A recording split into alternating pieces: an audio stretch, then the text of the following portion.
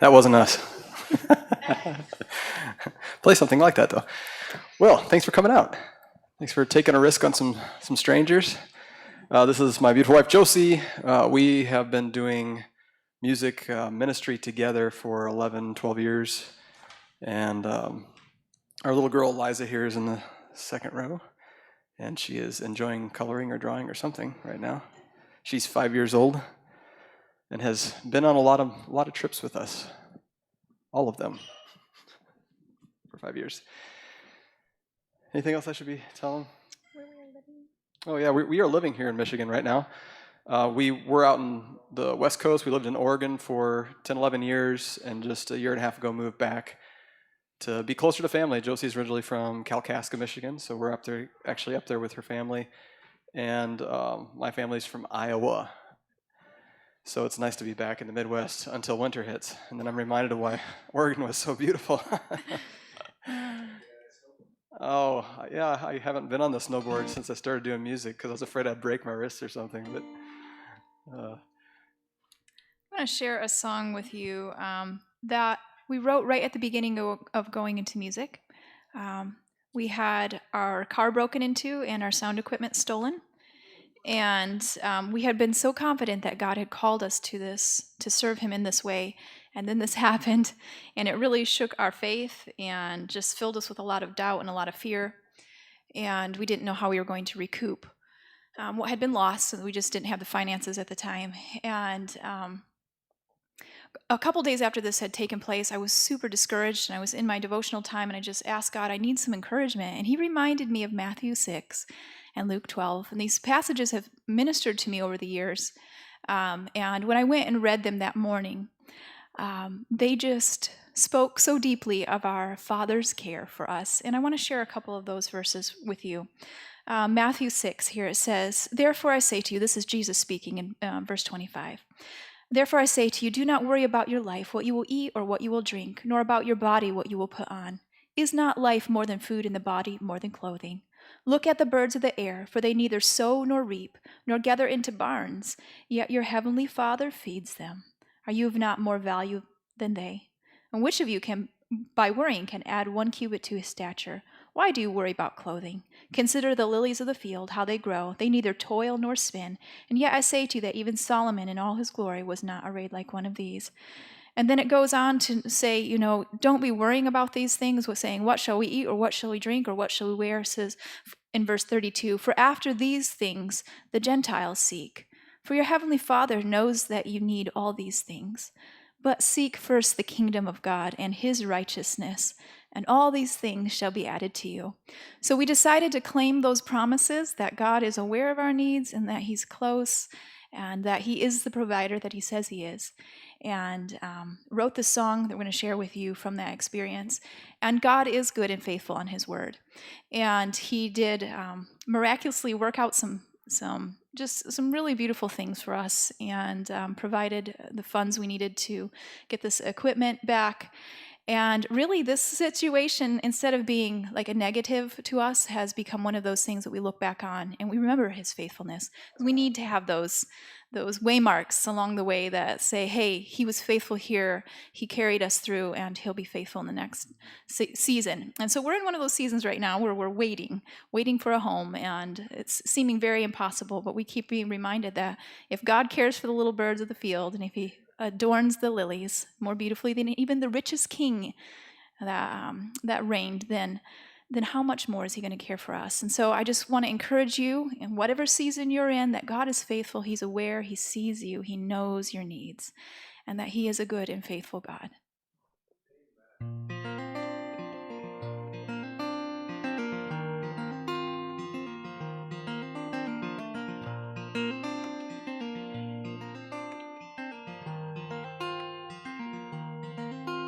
If the birds soar free upon the breeze, neither sow nor reap, yet God provides for each of them all the things they need to eat. If the birds so small and fragile receive from God just what they need, Why should you and I ever doubt his care? We're more valuable than thee.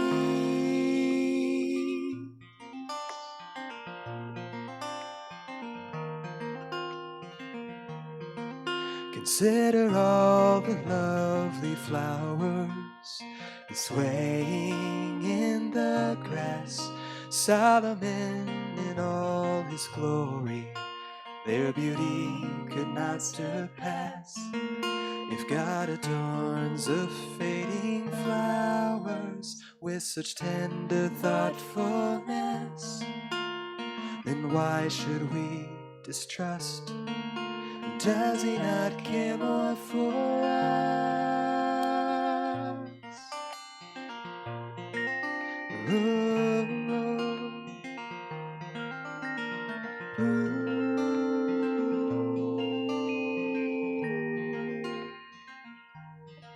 So why are you and I so worried? All his treasures, yours and mine. He's never once forsaken us. We can trust he won't this time. So stop your faithless questioning. Our needs are on his mind. Just seek ye first his kingdom. Seek ye first his kingdom, and all the rest he will provide. Ooh, ooh,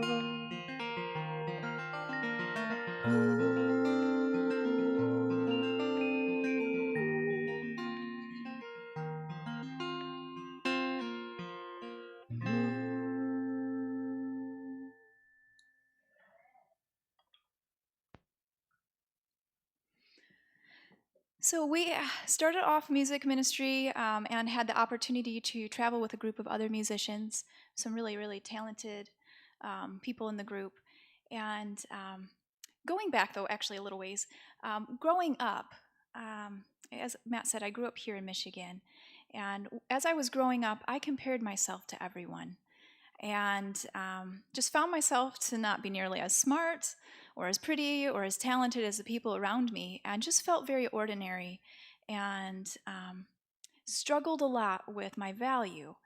And becoming an adult did not change that, unfortunately. And so, as we went into music ministry, this was something that Matt was very excited about.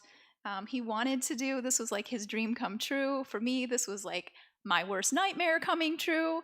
I did not want to do this. I'm an introvert. We're both introverts, actually, but me definitely more so than Matt. And so, being up front has never been a place of comfort for me.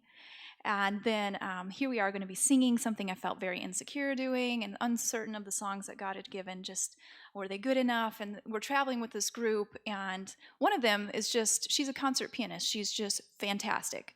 She started playing classical music at the age of 3 because she was hearing it on the radio, and she went over to the piano and started playing it, and it was like, okay, so one of those people, not ordinary. And and when I would compare myself to her, I just simply didn't measure up. I'm not going to be actually playing piano tonight because I chopped my finger, so you won't hear me playing, but just know that my skills were not like that. And anyway, and then one of the other girls in the group, just a tiny little person that has a massive voice. Like, it's kind of crazy that much volume can come out of that small a human being. And she was just incredibly gifted vocally. And I just had heard comments growing up, Josie, someday you'll just open up and let your voice out and you'll stop holding back and you'll just start singing from the heart. And I always expected that something bigger would come out of me, and nothing ever has. And so I just felt very much like I am inadequate. She has a beautiful voice. It's obvious that she would be singing in front of people, but me, like, I just have something so small. And I felt really bad for myself that I was in this group. And as we were getting ready for a concert one day, I was having a horrible pity party for myself, just feeling very much like God was very mean for calling me to do something that I was definitely not as good as everybody else. just to shame me or something. Like, that's what was going through my mind. And as I was thinking this, I mean, we're getting ready to sing about Jesus, but all I could think about was myself.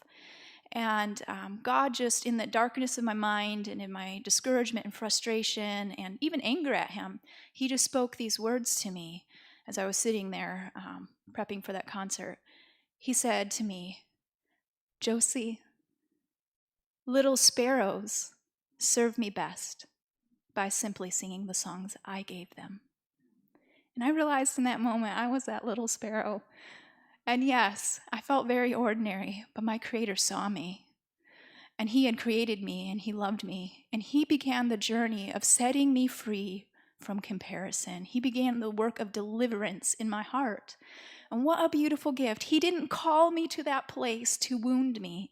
He called me there so that I could discover freedom. And that is often how God works. He calls us to those hard places that we think, what are you going to do? This hurts too much.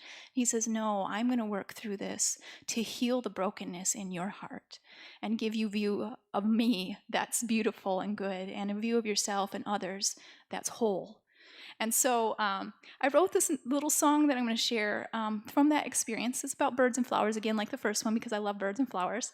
But I just hope it speaks to you and resonates in your heart if you feel like that, if you have struggled with comparison. In the world, in the world that God has made, there's a place for each of us.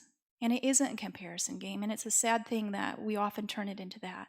But he has a place in his heart for each, and he doesn't compare us to anyone. What a beautiful thing. We're individuals in his eyes, and he just loves us like we love our little girl, with no comparisons to anyone, because she's ours, and we love her, and she belongs to us, and we just delight in the gifts that God has given her, and that is how God views us. So I just hope it encourages your heart. And it's only like 30 seconds long, but after that long introduction, I hope it sticks in your mind anyway.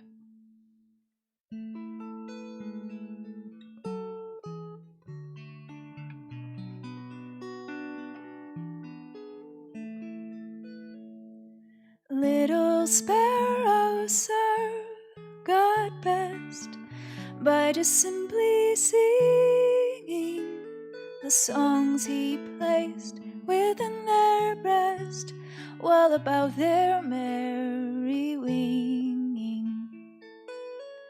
And little daisies serve God best by simply being daisies, lifting faces, unashamed, silent praises they are raising. In a world that tries so hard to be always someone else, God is blessed the very most when we're content to be ourselves. When you're content to be yourself.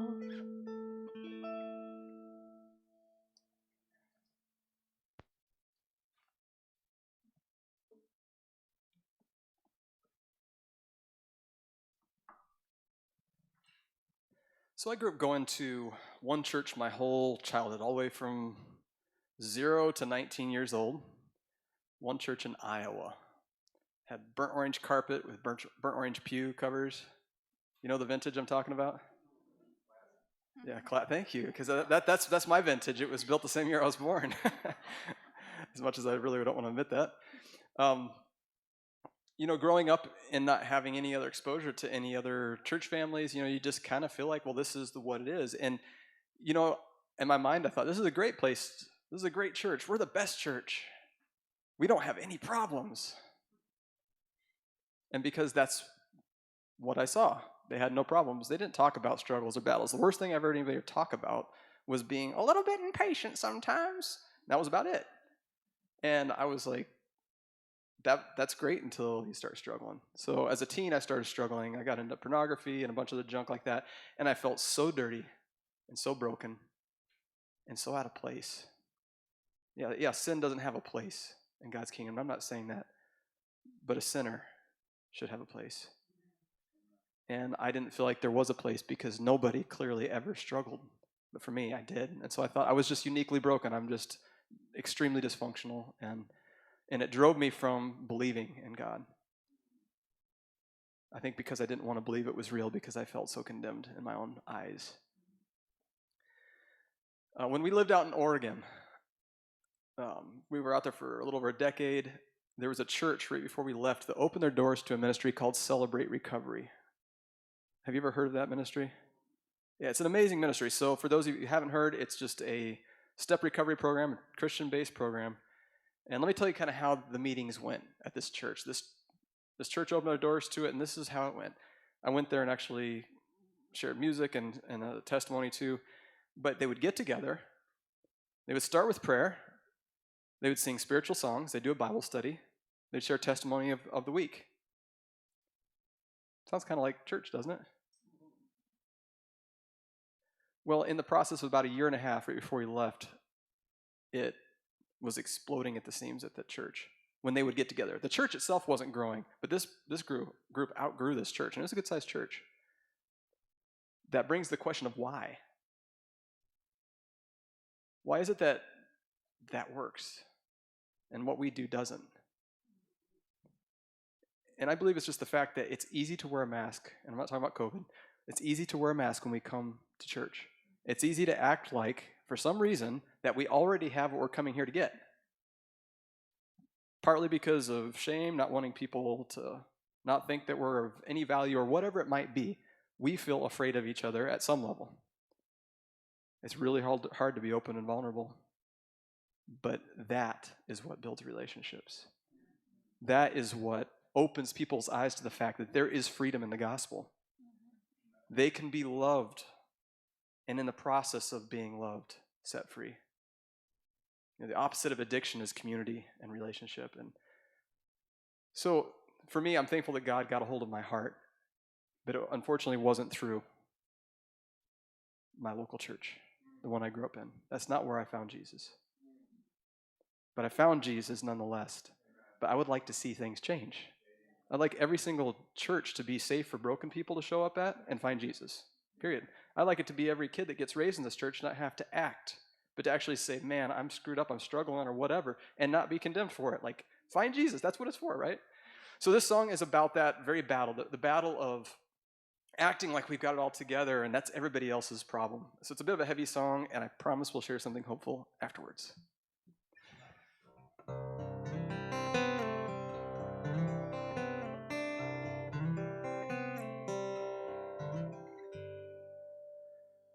Have you ever been so selfish that you let your baby cry while you finished up a video game? Well, I haven't either. That's pretty bad. But have you ever stretched the truth or telling stories to your friends so they'd be a little bit more amazed? I haven't either.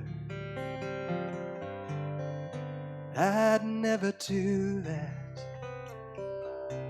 But there are some people out there who aren't completely sincere. What they show in the daylight is not exactly what's inside. It's a form of protection from being rejected. You and I can be so glad that we are not like that.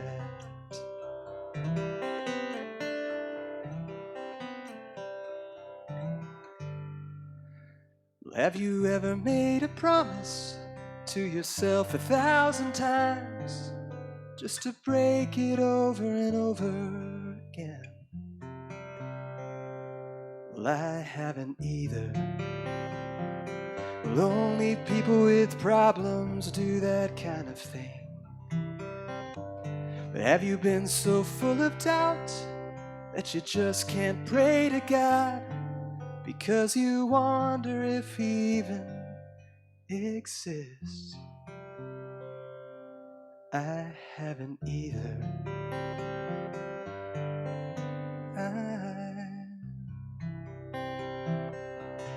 But there are some people out there who aren't completely sincere.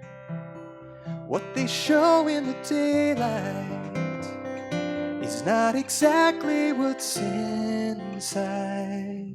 It's a form of protection from being rejected.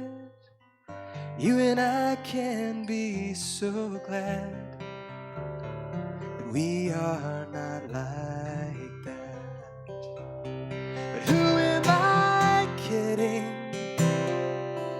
Who am I kidding? I am just like that. No, I'm only kidding.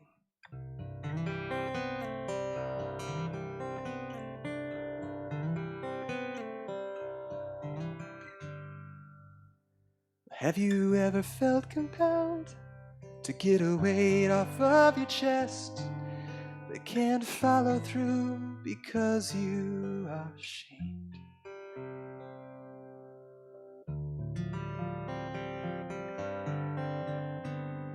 Well, I've heard that you can tell the ones who truly open up because their lives are marked with freedom and with peace. And I don't have either. No, I haven't either.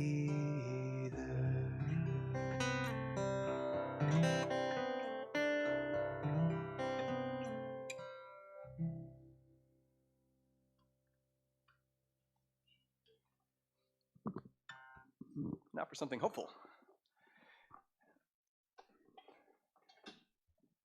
It is a real battle, isn't it? There's a quote I read one time, and I haven't been able to find it. And you know those people, they always want to share quotes, but they never can tell you where it's at. So I'm going to be one of those right now. But it said that we have nothing to be ashamed of our past, as it only adds weight to the testimony of what God can do in somebody's life. You know, it's just something that we don't need to be hiding all the battles, all the struggles, even the current ones. Anyway, we're going to introduce a couple instruments to you. If you haven't seen this in concert before, you may not have encountered these before. This thing that Josie has here, have you ever seen one? It is not a laptop made out of wood. This thing's called a shruti box. It comes from the land of India. And this one I'm holding here, it's called a Irish low whistle. So if you're not familiar by the name, when you hear it, you'd be like, oh, I've heard that before on music. Yep. So this is, we're going to take an Irish low whistle, an Indian shruti box, and do a Scottish version of an old hymn. Amazing.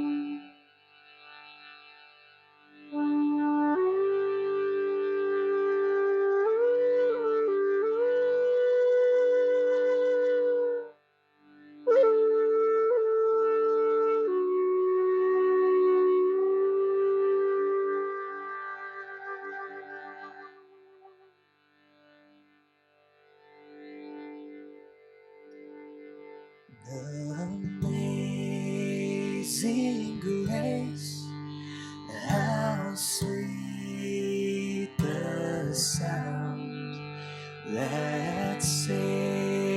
saved a wretch like me. I once was lost, but now I'm found. Was blind, but now I see. Sing with us.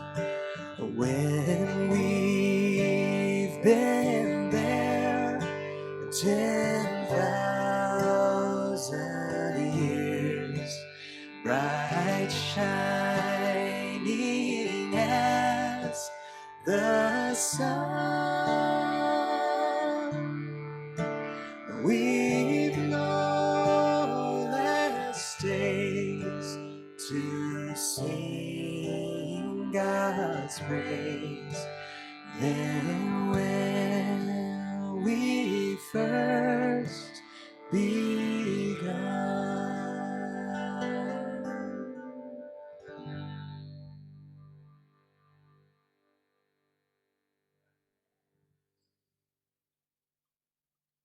Thank you for singing. You guys sound amazing. This sanctuary has a cool sound to it too. It makes everybody's voices sound fuller in it.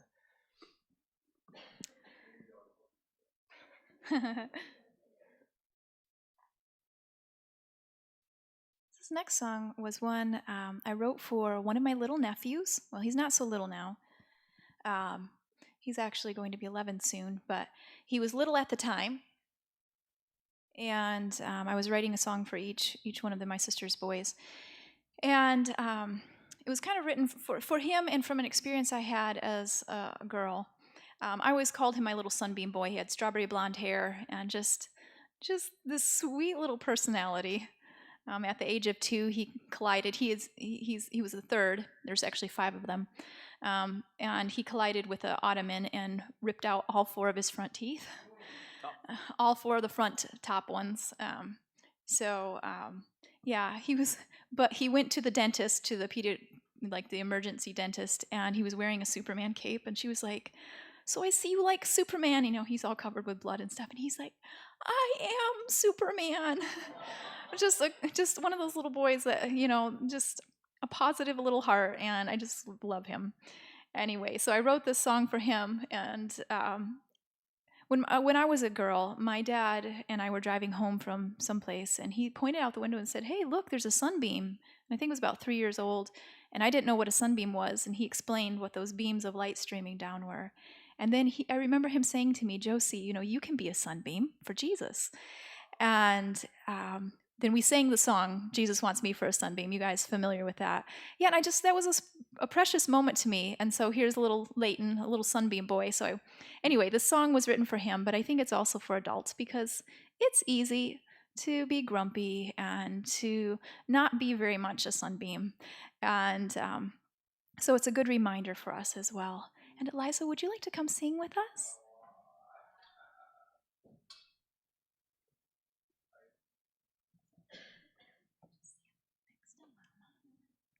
So we want this little girl to grow up to be a sunbeam, and she is a sunbeam in her home.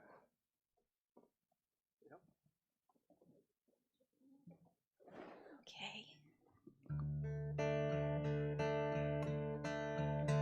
When I was a little girl, maybe only 3, Daddy pointed to a sunbeam, said that's what I could be. He said, just like those beams of light streaming down from up above, so I could be a sunbeam too. Warm reminder of God's love. Jesus is the sunshine from which every sunbeam glows. He is the only source of light from which your light can flow. So be a little sunbeam to this world below, a kind inviting blessing. God's loving care may known. Sing with us. A sunbeam, a sunbeam. Jesus wants me for a sunbeam. A sunbeam, a sunbeam. I'll be a sunbeam for him. In your home every day, you can be a light by loving words and selfless play, by doing what is right. You'll cheer the way for others and be much happier too, 'cause living life for Jesus brings the blessings back to you. Sing with us. A sunbeam, a sunbeam. Jesus wants me for a sunbeam. A sunbeam, a sunbeam. I'll be a sunbeam for him. So when you feel down or grumpy, like there's a thunderstorm inside, when your heart is filled with shadows and it's cold and sad besides, if you'll find someone that you can bless, give them some love and care, you'll discover that you forgot yourself and your clouds have just disappeared. A sunbeam, a sunbeam. Jesus wants me for a sunbeam. A sunbeam, a sunbeam. I'll be a sunbeam for him.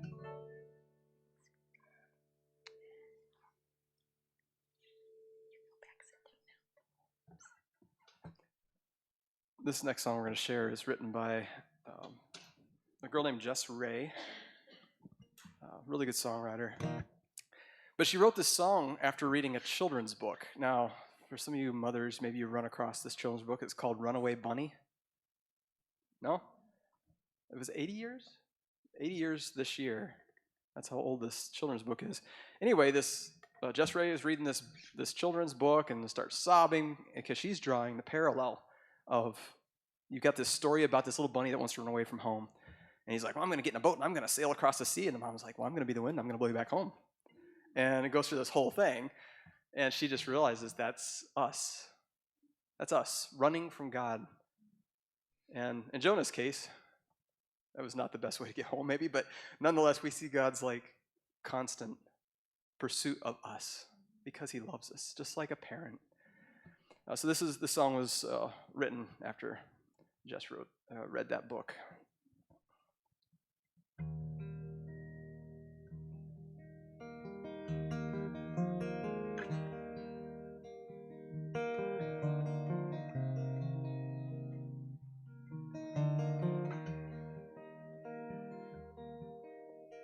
I see it in your eyes that you're gonna run. You're gonna run. And I can hear it in the way that you speak to me. You're gonna leave. So as you slip away, I will say,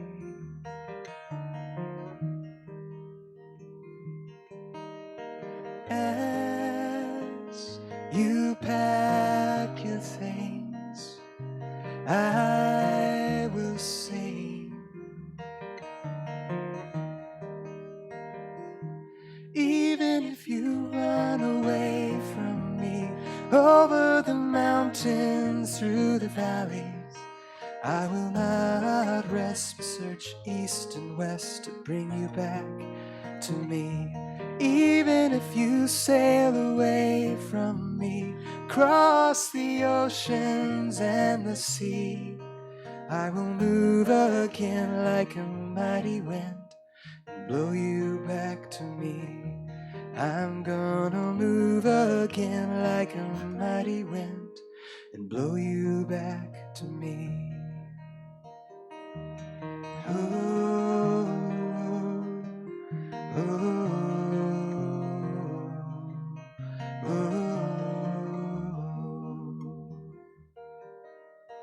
I have seen this all before. It is all too familiar. But you will never see the bottom of my storehouses of love. So as you use the night to make your flight,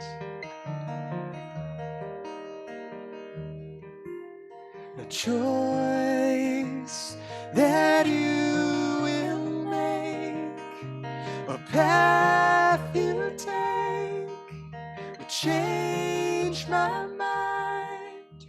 Even if one day you decide you will find somewhere else to hide, I will walk your way and call your name and wait for your reply. Even if you make up in your mind you don't want to be by my side, I will leave behind 99. Oh, that you'd be mine. I'm gonna leave behind 99. Oh, that you'd be mine. Oh, oh, oh.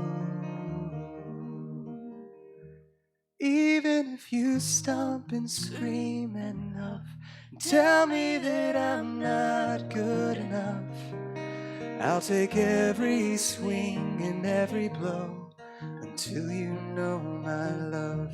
Even if you beat upon my chest, tell me that you don't understand, I will love you and teach you to love me again. I'm gonna love you and teach you to love me again. Oh, oh, oh,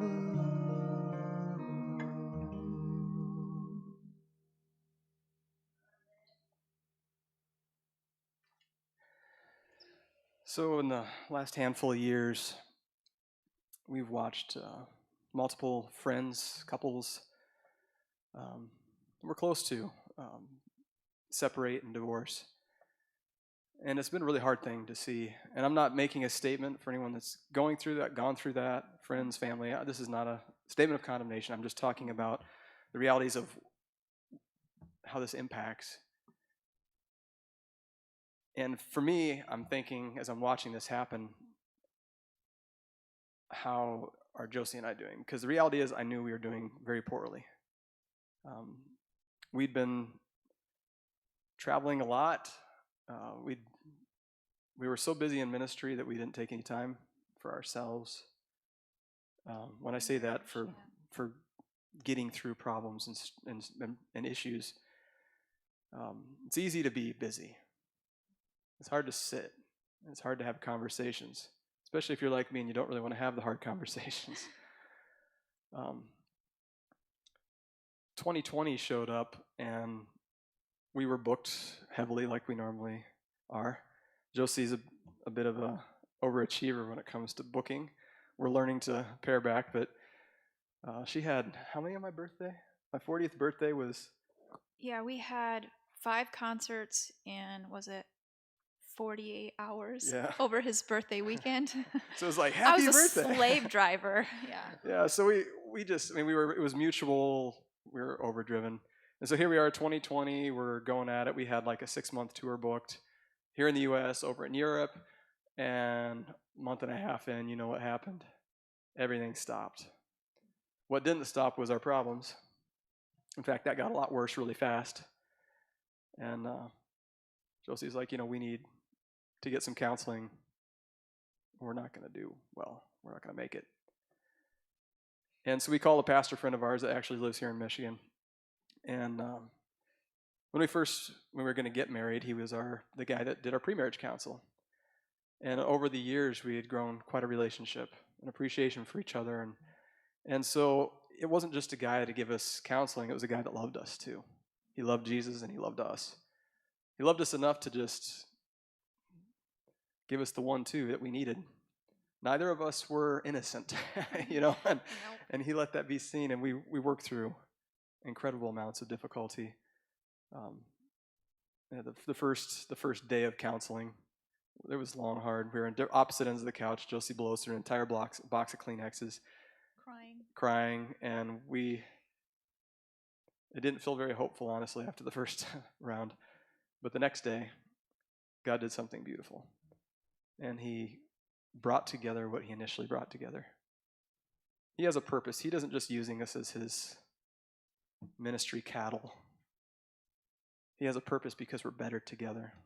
We can grow. We can see him differently through being together. And God has done an absolute miracle in that we don't tolerate each other. We actually love each other. And we're able to serve and do ministry and not be fakes holding up the mask, acting like, hey, how's it going? And really, as soon as things are over, we're like, at each other. It's not that, and I'm so grateful for that. Yeah. The song I'm going to share with you is about commitment, and I think about as far as it takes both parties in a marriage. Mm-hmm. But I can say to you men, like, there's a lot trying to get our attention and our eyes, and we can make choices. We can make choices to be committed. And it's not choices that we should make and can do it on our own power, but it's things we should make and do it through Christ. We can't just break every nasty habit and control every base passion, everything that runs through our minds, but Jesus can. Like, he doesn't give us anything that he isn't willing to empower. He said that, we are to love our wives as Christ loved the church and gave himself for it. So let that run through your mind. May we be committed people, not because we're great, but because Jesus is great, and he wants us to have committed marriages that get through some of these miserable spots and hurdles so we can do something beautiful in this world.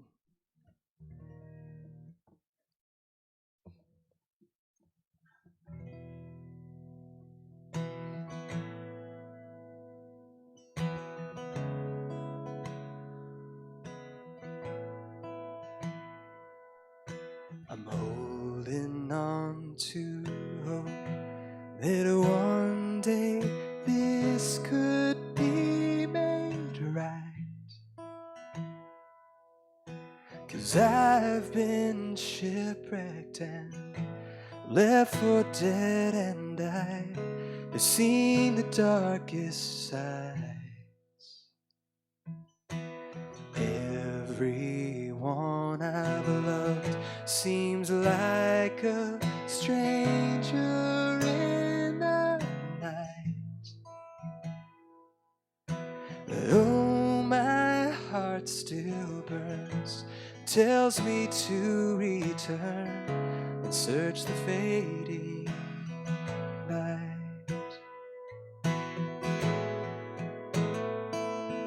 I'm sailing home to you. I won't be long. By the light of moon, I will press on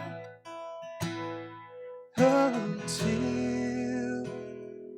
I find my love.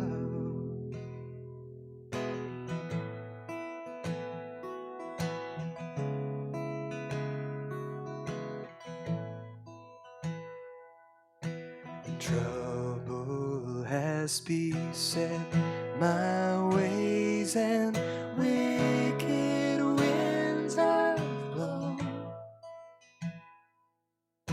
The sirens call my name, they say they'll ease my pain and break me on the stones. But true love is the burden that will carry me back home and carry me with the memories of the beauty I have known. I'm sailing home to you. I won't be long. By the light of moon, I will press on. So tie me to the mast of this old ship and point me home. Before I lose the one I love, before my chance is gone, I wanna hold her in my arms.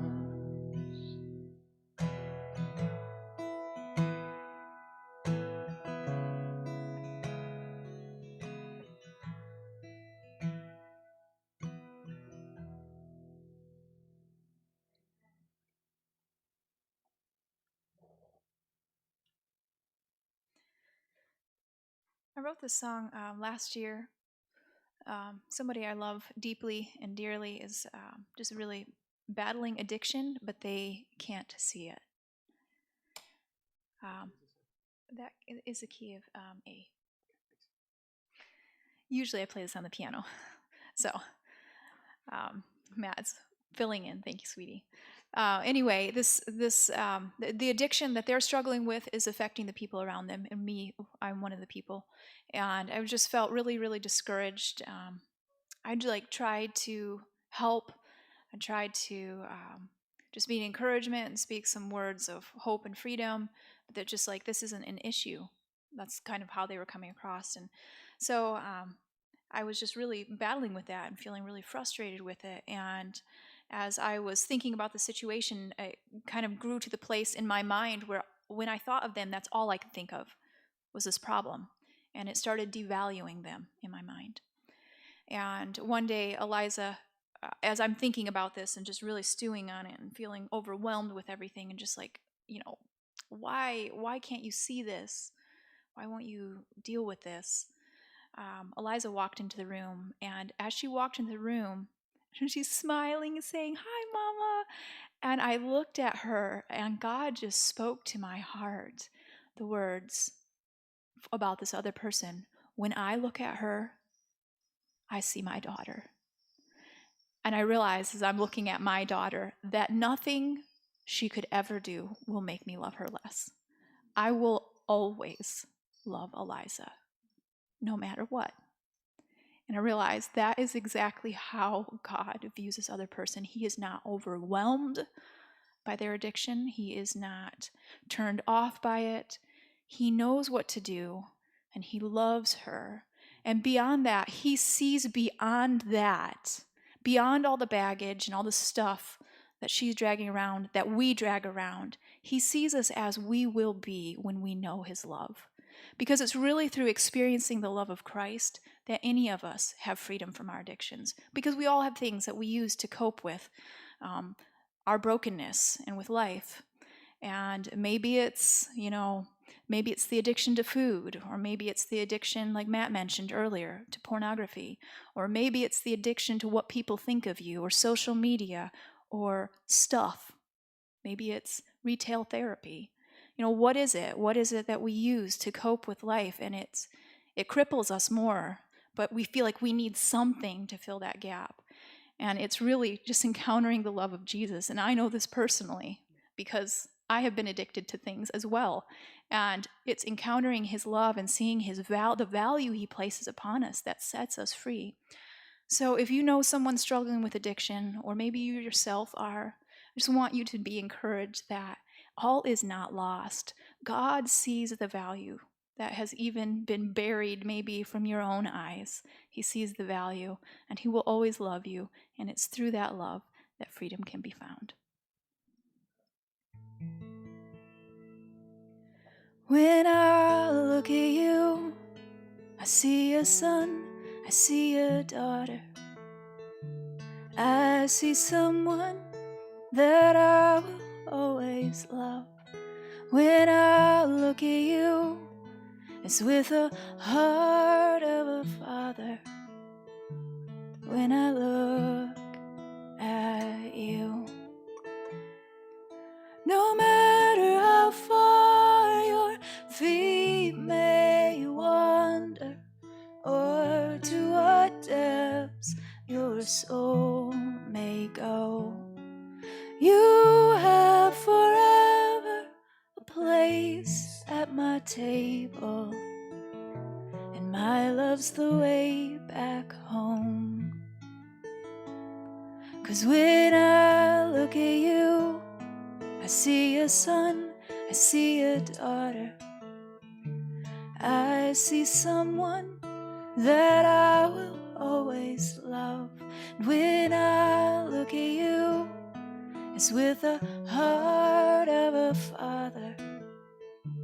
When I look at you, oh, I see you now with all of your problems, but I see beyond to what you will become. And my heart overflows at the thought of your freedom when you know my love. 'Cause when I look at you, I see a son, I see a daughter. I see someone that I will always love. And when I look at you, it's with the heart of a father. When I look at you, so throw yourself into this love that I've offered over and over and over again. Oh, and let yourself sink in my infinite goodness until your hurts all mend.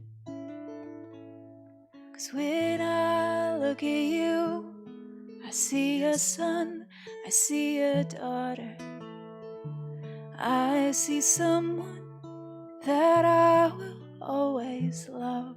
When I look at you, it's with the heart of a father.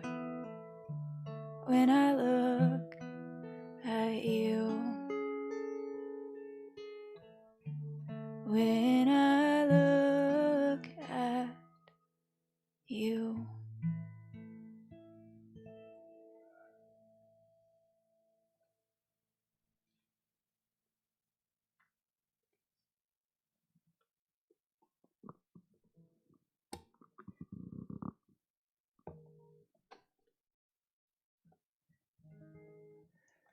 As I mentioned before, the addictions and stuff that I got into as a kid was put a weight on me that was hard to cope with life. I became very suicidal. Beyond the pornography addictions, I mean, everybody has tons of different things they end up being in vice and strangled with. I was also a profuse liar, partly to cover up for the things I was doing, but also I felt, like Josie was describing about being very ordinary, I felt beyond ordinary. Um, I felt worthless. And of course, I know that the devil likes to whisper in the ears. As a person now, I can say, yeah, I see that. But at that point, I just felt that what I felt was what the truth was. That's what I was worth. But God doesn't leave us in these pits of despair. And I'm so thankful for that. When I ended up being desperate and decided I'm going to find out if God is real, because I got to the place where I didn't think He was. But because I was so stuck in my ruts I tried so many times to be free of the things that I was addicted to, not for any Christian moral reasons, but just because I felt guilt and shame.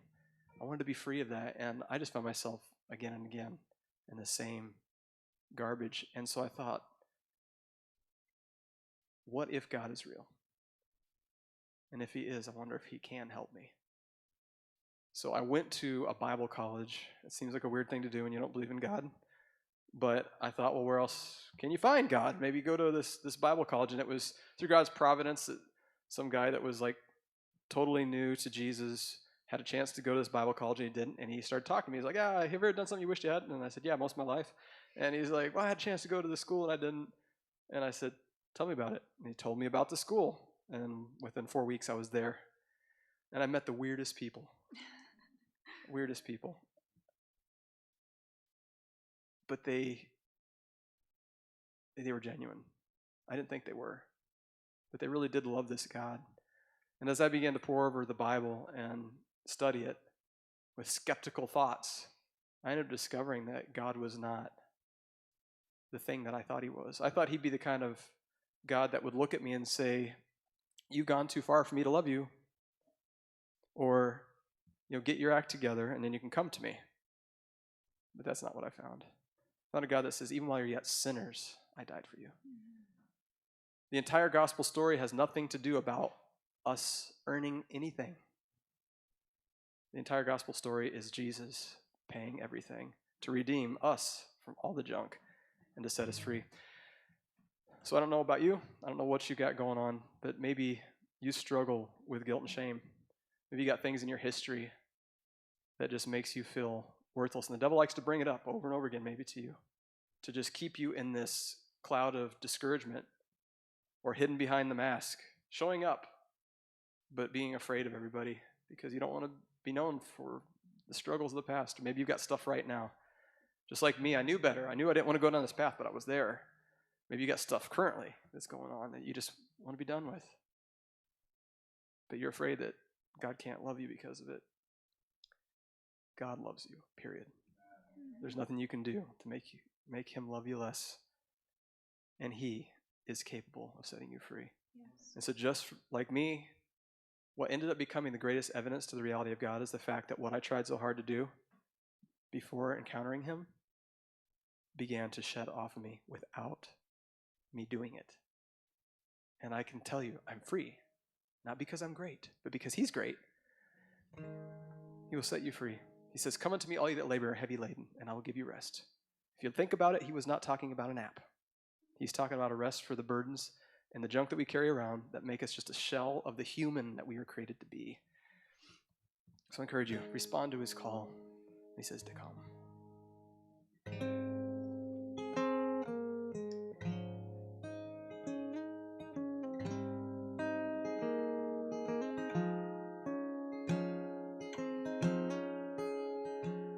We want it to be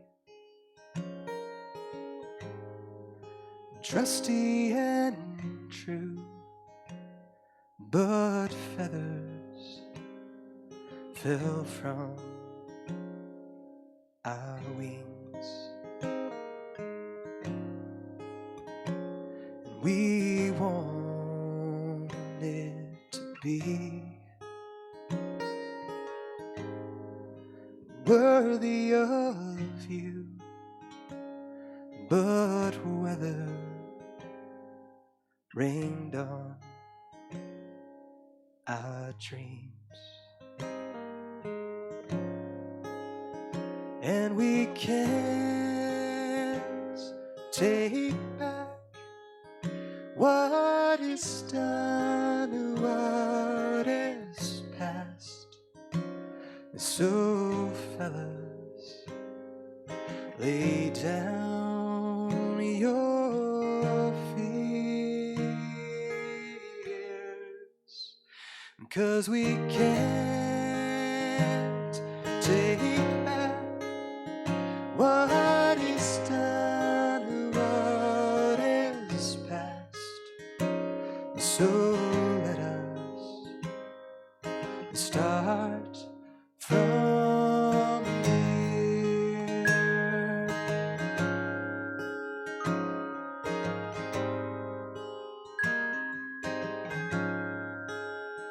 'cause we never wanted to be lusty or lewd, nor tethered to prudish strings. And we never wanted to be jealously timid, nor withered into ugly things. But we can't take back what is done and what is past. And so fellas, lay down your spears, 'cause we can't take back what is done and what is past. And so let us start from here.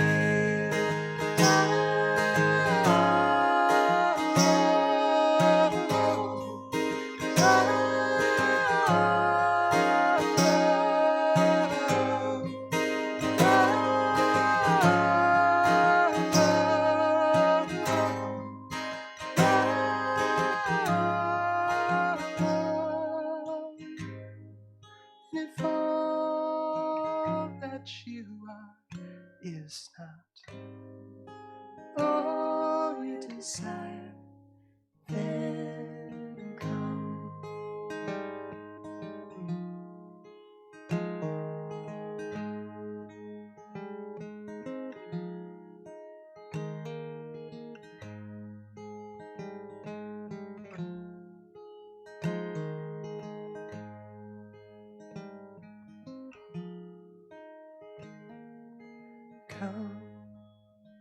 Come alone, come with fear, come with love, come however you are, just come. Come alone, come with friends, come with foes, come however you are, just come. Come alone, come so carefully closed, come however you are, just come.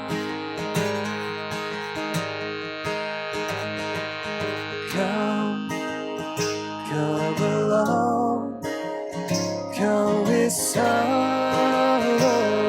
and songs, come however you are, just come.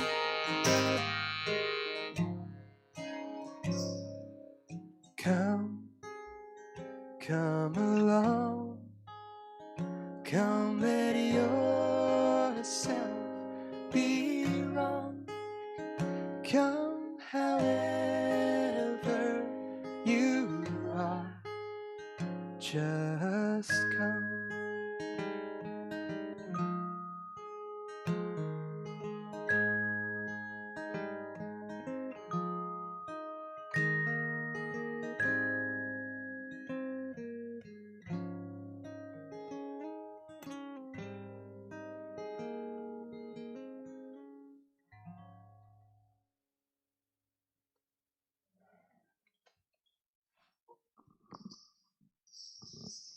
We're going to close with one last song. Thank you again for the time.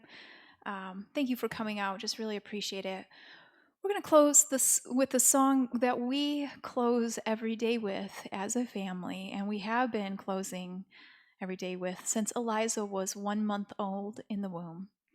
It was a song that the Lord just gave me one day, just as a little gift to remind me that He does know our needs and He does care. And when I was carrying her, we were singing. We were on tour. We were actually on a 6-month tour here in the States and overseas as well. And we thought, we're singing to everybody else. Let's sing to our little one. And so we began singing this song to her, and it's become Eliza's song now. And yeah, it's just been a beautiful thing.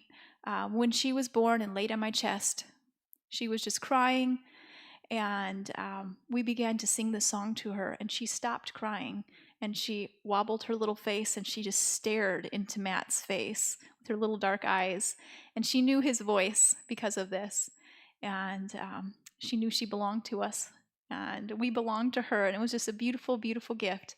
And so now as we put her down and she sings with us these beautiful words, it's a reminder that that God is near and He does care about each one of us. And we just want to give you some hope, encouragement as you go into the new week, that He is aware of us. Eliza, would you like to sing this one with us, sweetie? You want to come up with Mama?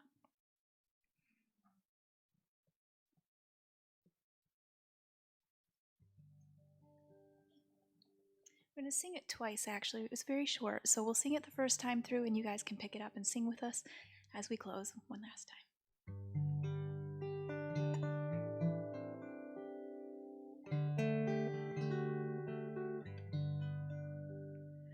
Trust thou in God, do not be afraid.